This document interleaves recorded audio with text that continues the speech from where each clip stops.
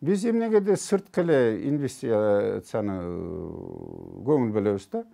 Анан акчалай алгандары да токтотпойлубу? Өкмөт башчысы менен сизге кайрылып атам.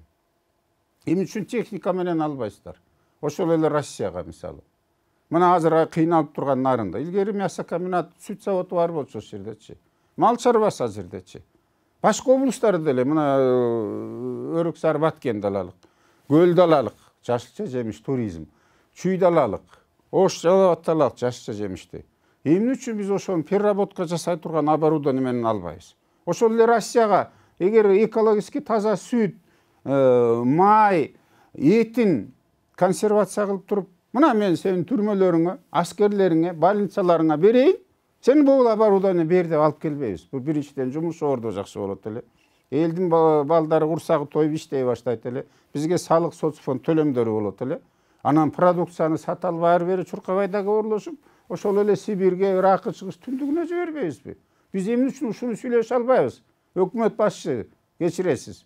Акчалай албай ошо техника менен албайсыздарбы? Белоруссиянын тракторларын алып келбейсиздерби? О автобус шаарга чуркап аткан Белоруссиянын трактор, троллейбус автобустарынчы. Эмне үчүн биз ушундай колдоно албайбыз да? Бизге ошол керек болуп турбайбы? Андан сырткары бизде эмнегедир ички инвестицияны тартканга биз климат түзбөй койдук. Бизде байлардын көпчүлүгү азыр болуп атпайбы? Мына Москванын тегерегинде базарлар салынып атат. Дагы Хайнанга чейин Кытайдын Гуанчжоу тияк-бияктарына байлардын баары кетип ошол жака чейин ресторан болуп, боз үйлөр тигилип атат. Биз өзүбүзгө давай, мисалы 3 жетекчи турат мамлекет башчылары. Жок дегенде бирөө ошол жерди чакырып, бизнесмендерди, давай, сен бул маселени чеч. Сен деле ушул жердиксиң да. Ушул жерден байыбадыңбы? Могуну сен чеч, могуну сен чеч. Биз сага тийбейлик. Момча жумуш ордун камсыз кыласың. Момча салык төлөп бер.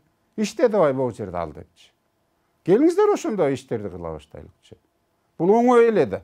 Анан сөзсүз эле чет мамлекеттен президент менен премьер чуркап алышы керек. Пайыздары менен биз төлөйбүз. Өзгөчө Кытайда мына Атамбаевдин убагында 2 миллиардка жакын доллар алынган. А президентибиз Сооронбай Жээнбеков азыр Кытайдын төрагасы Си Цзиньпинге жалдырам сурап атат. Кое туруп төлөгөндөрдү кичине жылдыра туруңуздарчы, азыр бул чоң илдет болуп атпайбы, мени кечирип коюңуздар депчи. Биз муну токтотушубуз керек да. Анан түрмөлөр толтура бербей ошолорду кустуруш керек да алып келипчи.